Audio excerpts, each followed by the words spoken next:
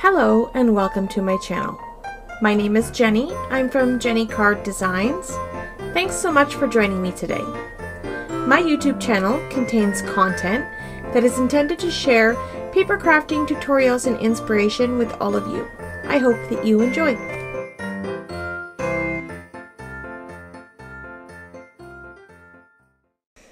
In today's Chop It Up inspired video, I have a really fun and unique way to use up some of that 12 by 12 pattern paper that you hoard in your stash. I have a new paper pack that I picked up from Michael's, and I have this little pack of apple cinnamon candles that I picked up from Giant Tiger, which is a local store. You can get these at the dollar store or Walmart or whatever. So I'm going to flip through this paper pad, and immediately I saw the design that I loved, and I thought this is going to be the perfect pattern paper for my red apple cinnamon candles. So I'm just going to cut off the little strip at the top here to turn this piece of cardstock into a 12 by 12 inch sheet. You can save this little strip for embellishments and things like that. I'm not going to use that today. So I'm going to go ahead and start cutting this cardstock up. I'm going to make my first cut at 5 inches. I'm going to set this piece aside and make my second cut at 5 inches again, and then I'll get 2 sheets that measure 5 by 12. So now I'm going to take these 5 by 12 inch pieces and I'm going to cut them down to 10 inches. So basically now I've got 2 sheets that measure 5 by 10. This is going to make 2 little cards for my candles. Okay, so I've got 1 long strip, 2 small little scraps, and the 2 5 by 10 pieces that we need. We're going to set the scraps off to the side, and we'll come back to those later and make a bonus project at the end of this video. So I'm going to pop these pieces in my scoreboard, and across the 10-inch side, I'm going to score at 5 inches, making this piece 5 by 5 inches square, and we get a pattern on both sides. It pretty much looks like a card at this point. So it opens up just like this. And what I like about this is that we'll have both designs on the front and back of our little pouches. So I have these little card sleeves that I use to put my handmade cards in, and I'm just going to slide these in. These are 5.5 by 8.5 inches, something like that. So I'm going to slide in my little cardstock, and I'm going to pull out 6 candles for each little pouch. So I'm going to slide them into my little cellophane bags and make sure they're all nice and neat. And then I'm just going to stand it up, and I'm going to fold that extra plastic around the back. These have an adhesive closure, so we're just going to peel off the release paper and seal those up. So these are all put together and complete. Now we're just going to step these up a bit. I want to embellish them to make them a bit prettier and a little bit more fancy. So I've got a piece of heavyweight cardstock. This is Jen-Velope's red velvet cardstock.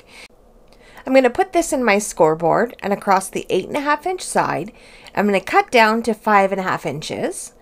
And then I'm going to rotate this cardstock and cut down to 8 inches. And then I'll cut one more time at 4 inches. So basically this is going to give me 2 pieces that measure 4 by 5.5. And then we have these extra pieces of cardstock that I'm going to set off to the side to add to my pile of scraps that we'll come back to later in our bonus project. I'm going to take my pieces and pop them into my scoreboard, and I'm going to make 2 scores. I'm going to make the first score across the 4-inch side. We'll score at 2 inches, and then 2 1/8 of an inch. This is just going to create a little bit of like a gap or a space where our cardstock will slide right up in there, and there won't be any sort of tightness or pressure when we go to seal this on top of our little candles.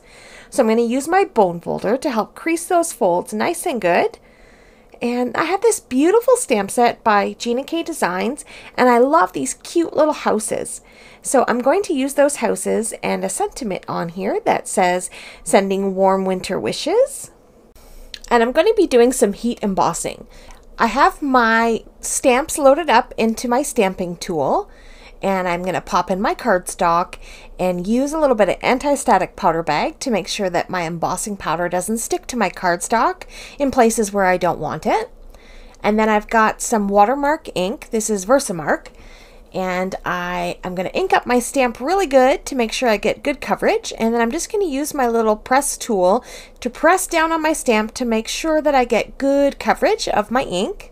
This tool is just a glass paperweight that I picked up off of Amazon, and I just put a furniture protector pad on the bottom of it, and it works like a charm. Okay, so I'm going to grab some Jen-Velope Fine Detail White Embossing Powder, and I'm going to sprinkle it over top of my stamped image and just tap off the excess. And I'm just using a coffee filter here where I can funnel my embossing powder back into my jar. Off to the side, I had my heat gun heating up. So I want to bring it to my paper when it's good and hot, and I'm going to heat emboss these little houses. Now what I noticed is that my Versamark ink is a little dry almost. It's not very sticky.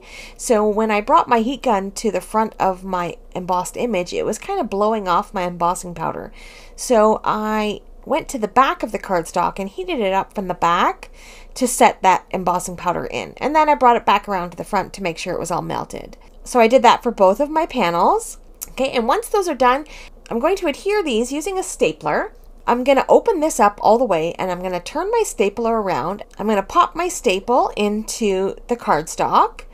I'm stapling through the back into the front, so that this way the back is smooth, and then I can take the front piece and cover up those little staple teeth so that there's no sharp edges where anyone can get hurt.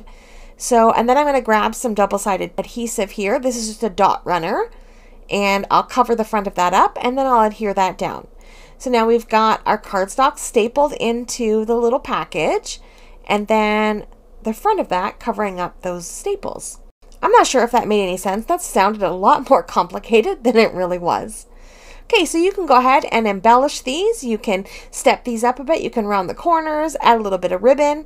I'm going to add a little bit of green ribbon here and tie a fancy little bow. And that's about it. This is done. Super cute, neat little gift idea that doesn't cost a lot, but it helps us use some of that 12 by 12 inch pattern paper. Here's a close-up look at our finished candle project. Okay, bonus time. Let's take those scraps and turn them into some bonus cards. We don't like wasting cardstock, and this holly image is just too beautiful to not make into some gorgeous cards. So I grabbed two 5x7 card bases. These are made from Nina Classic Crest heavyweight cardstock. So this is a nice 110-pound card base. I had to roll up my sleeves here because we're getting to some serious business now. So now I've got scraps of cardstock and some card bases, and I don't know what to do with them. So here's my process. I just lay the pieces down, I fuss with them, I fiddle and move things around, lay things out until I decide what I want to do. Okay, for the first card, I thought, yeah, this looks nice. I'm going to cover the whole card with half red and half hollyberry. And I have some scraps left over, and I just kind of laid them around trying to figure out how I wanted these to look. And I thought I would do this sort of like a picture frame, a little bit abstract, and I wasn't too fond of it. I liked it better laying across the card. Yeah, there we go, just like that. Beautiful.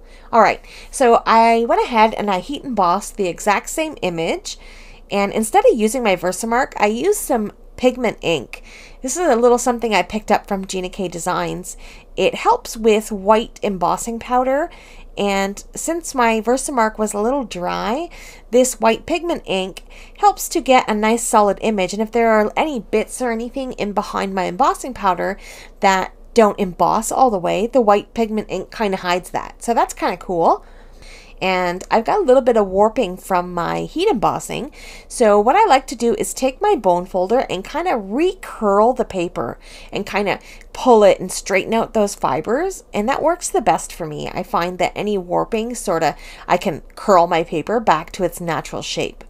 And then I apply my double-sided adhesive and lay this panel down. And I left a little tiny white space in between my red strip and my hollyberries, and I think that looked really pretty. This card, the colors are so striking and beautiful. I really, really love the way that these turned out. Okay, for the next card, I'm going to do the same thing. I'm going to add some double-sided adhesive to my hollyberry strips and pop those on the top and the bottom of my card.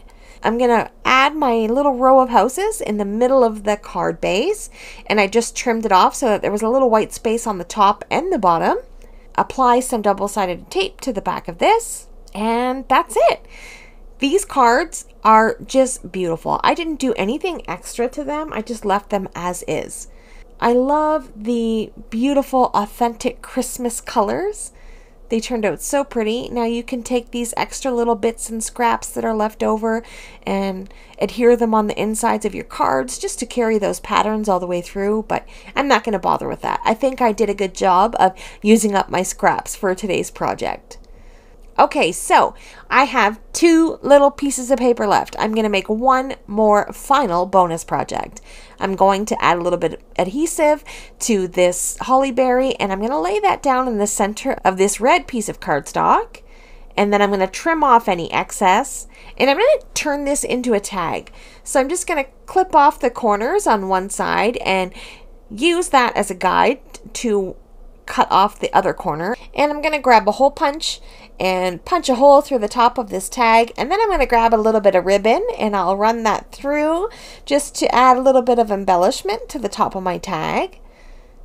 And you can write your to or your from on the back. It's just a simple basic tag, but that red cardstock really makes a beautiful pop, and I love this green, and it's so Christmassy. I love the way this turned out. Okay, so that's it.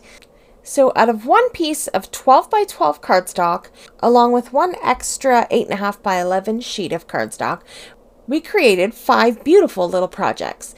We have 2 candle gift sets, 2 handmade cards, and 1 handmade tag. What a wonderful start to your Christmas gifts. Alright, so that's it for today's video. Thank you so much for taking time out of your day to spend it here with me as we chop our way through our cardstock stash. Make sure and check out my website at jennycarddesigns.ca, where you'll find all of my template books, including my new limited edition holiday template book that is available for free with the purchase of the digital or physical book deal. So coming up on screen are a couple of videos I think you may enjoy. Thanks again for joining me. Have yourself a lovely day, and I will see you in the next one. Bye!